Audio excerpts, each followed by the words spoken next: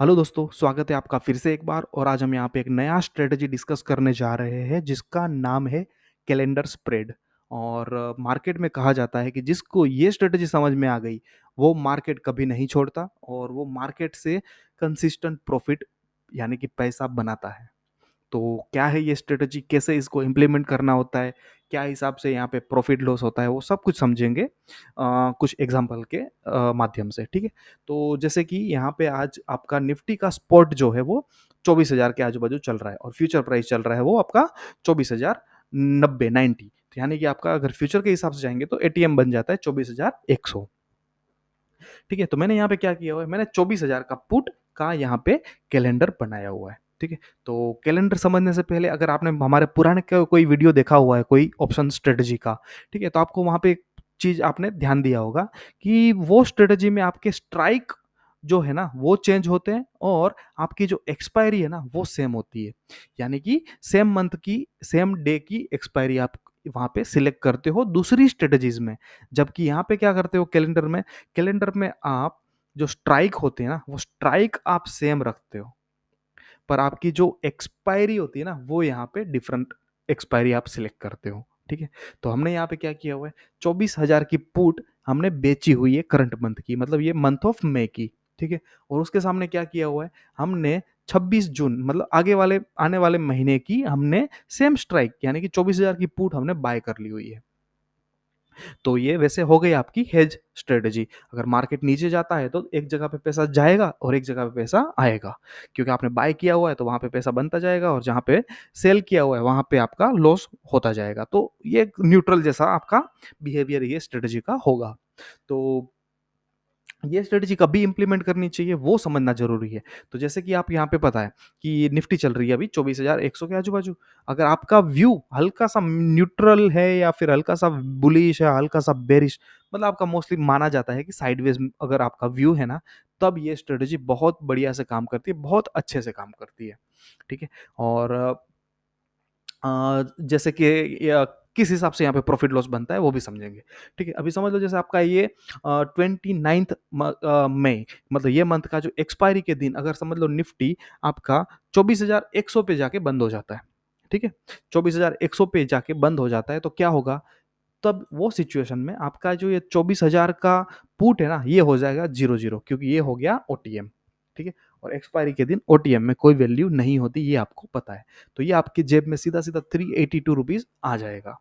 और यहाँ पे क्या होगा, यहाँ पे आपको फ्री 529 नहीं रहेगा, यहाँ पे भी आपका डीके हो जाएगा। ठीक है, तो डीके कितना होगा कि मंथली एक्सपायरी का है तो इसके पास टाइम बहुत पड़ा हुआ है ना, क्योंकि आपका जो ये तो सिर्फ एक्सपायरी हुआ कि आपका आपने क्या बोला कि 29th मई को अगर निफ्टी 24,100 पे क्लोज हो जाता है मतलब एक्सपायर हो जाता है, तब की बात है। तब क्या होगा, इसके पास पूरा टाइम वैल्यू पड़ा हुआ है, ये वाले जो आपने लॉन्ग किया हुआ है, सिर्फ ये वाली स्ट्राइक है वो एक्सपायर हो चुकी, मतलब ये जो करंट मंथ की जो स्ट्राइक है ना ये हो जाएगी एक्सपायर और ये आपका प्रीमियम हो जाएगा जीरो, पूरा प्रीमियम हो जाएगा जीरो। और यहाँ पे गल के प्रीमियम आपके पास कुछ नहीं ना तो भी 300 350 रुपया तो रह ही जाएगा।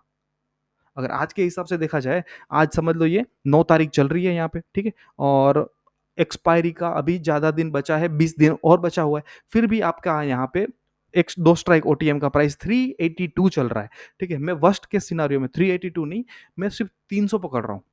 ठीक है, कम से कम 300 तो होगा ही अगर यहीं पे एक्सपायरी आ जाती है तो ये हिसाब से आपको समझना चाहिए। ठीक है, और अगर समझ लो क्या है कि यहाँ से थोड़ा और ऊपर चला जाता है, समझ लो 24,500 पे इसकी एक्सपायरी आ जाती है। ठीक है, तब क्या ये सिचुएशन में कितना प्रीमियम हो सकता है, तो अभी के हिसाब से देख लो। तो अभी एटीएम क्या चल रहा है, 24,100 फ्यूचर के हिसाब से। ठीक है, 500 पॉइंट डाउन में देख लो, 500 पॉइंट डाउन यानी कि 600 पे कितना प्रीमियम चल रहा है, 272, 272। ठीक है, तो ये अगर आपका एक्सपायरी 24,500 पे भी होगा ना, 24,500 पे भी, तभी भी आपको यहाँ पे 200 के आजू बाजू का तो प्रीमियम रह जाएगा, फिर भी आप प्रॉफिट में निकलोगे। ठीक, पर यहाँ पे एक बात ध्यान रखना कि कैलेंडर स्प्रेड में कभी भी 1+1 = 2 नहीं होगा, क्योंकि यहाँ पे बहुत सारी चीजें काम करेगी। ठीक है, जैसे कि आपका यहाँ पे सबसे बढ़िया आपका फ्रेंड कौन है, टाइम। क्योंकि टाइम के साथ अगर यहाँ पे एक्सपायरी आ जाती है तो टाइम के साथ ये हो जाएगा ज़ीरो और यहाँ पे पूरा आपका टाइम वैल्यू बचा होगा। तो आपका सबसे बड़ा दोस्त होता है टाइम, ठीक है? और साथ-साथ में क्या होता है कि आपका जो पे ऑफ चार्ट है ना वो हमेशा चेंज होता जाएगा। जैसे-जैसे आईवीज़ बढ़ेगी वैसे-वैसे ये जो टेंट है ना, ये टेंट ट्रायंगल चेंज होता जाएगा। जैसे मैं आपको दिखाता हूँ यहाँ पे, अभी समझ लो मैंने जैसे आईवी यहाँ पे 0 पकड़ा हुआ है, ठीक है? और मैं आईवी बढ़ा के यहाँ पे 35 कर देता हूँ, ठीक है? अब देख लो आपका टेंट। अब टेंट की साइज़ देख लो। रेंज आपकी आ गई 22,800 से लेके 25,400, ठीक है? और अगर यही आईवी को मैं यहाँ पे नील कर लेता हूँ यानी कि 0 कर लेता हूँ, तो 24,800 की जगह पे क्या हो गया 23,300 और सामने आ गया 24,800, ठीक है? तो ये आपको ये हिसाब से ये हमेशा रोज़ चेंज होगा। जैसे-जैसे आईवी चेंज होगा वैसे-वैसे आपका यहाँ पे पे ऑफ चार्ट चेंज होगा। तो आपको ये पे ऑफ चार्ट वगैरह नहीं समझना है, आपको कैलेंडर में सिर्फ़ एक ही चीज़ देखनी है कि आपका नेट प्रीमियम आप कितना पे कर रहे हो।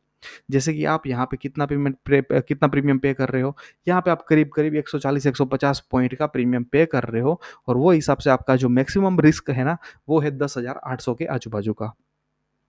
ठीक है। नीचे की साइड गया तब आपको थोड़ा-सा कैलकुलेशन मिसमैच हो सकता है और ऊपर के साइड में अगर गया, ऊपर के साइड बहुत ज़्यादा गया तभी भी कोई दिक्कत नहीं है। यहाँ से 25,000 भी चला गया या 26,000 भी चला गया, तभी भी आपका तो जो रिस्क है ना, वो यही है कि आपने जो ये तो ज़ीरो हो जाएगा और बाद में ये भी ज़ीरो हो जाएगा।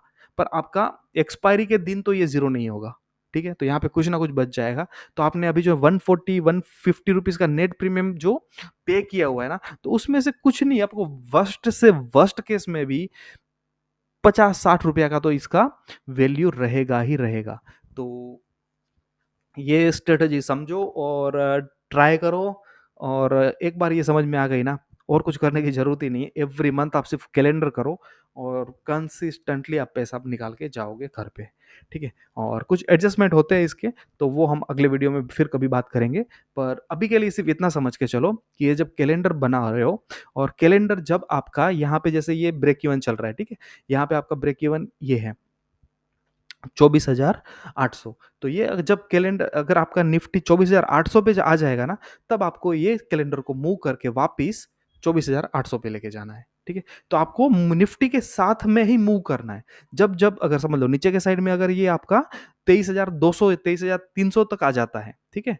यहाँ पे जो ब्रेक इवन जो प्राइस है ना 23,300 तक आ जाएगा, तब आपको वापिस कैलेंडर को वो ये वाला स्क्वायर ऑफ करना है और वापिस यहाँ पे बना देना है।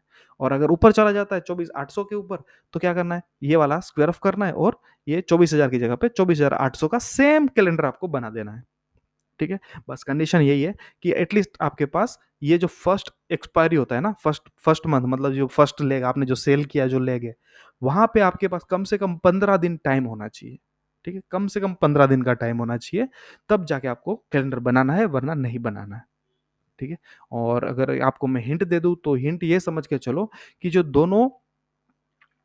ये दोनों एक्सपायरी का दोनों स्ट्राइक का जो डिफरेंस है ना, वो मोर देन 150-160 नहीं आना चाहिए, ठीक है? तो ये हिसाब से आप समझ के चलो और ऐसा कोई रूल नहीं है, ये मैं मेरे पर्सनल एक्सपीरियंस से बता सकता हूँ कि 140-150 से ज़्यादा का डिफरेंस नहीं आना चाहिए। ज़्यादा का डिफरेंस आएगा तो आपका प्रॉफिट प्रोबेबिलिटी अपने आप कम हो जाएगा। तो इतना ध्यान रखना है आपको, ठीक है? तो ये हिसाब से आप ट्राई करो और एटलीस्ट 1, 2, 3, 4 महीना देखो और अच्छा पैसा बनता है और कंसिस्टेंट पैसा बनता है। तो ये स्ट्रेटजी इम्प्लीमेंट करो और कुछ डाउट वगैरह आता है, तो ये वीडियो के नीचे में आप अपना कमेंट डाल सकते हो एज़ अ क्वेश्चन या जो भी कुछ सजेशन है, तो भी आप वहाँ पे मेंशन कर सकते हो। तो आज यहीं तक रखते हैं और फिर अगले वीडियो में मिलेंगे एक और नई स्ट्रेटजी के साथ। तब तक के लिए थैंक यू, बाय बाय।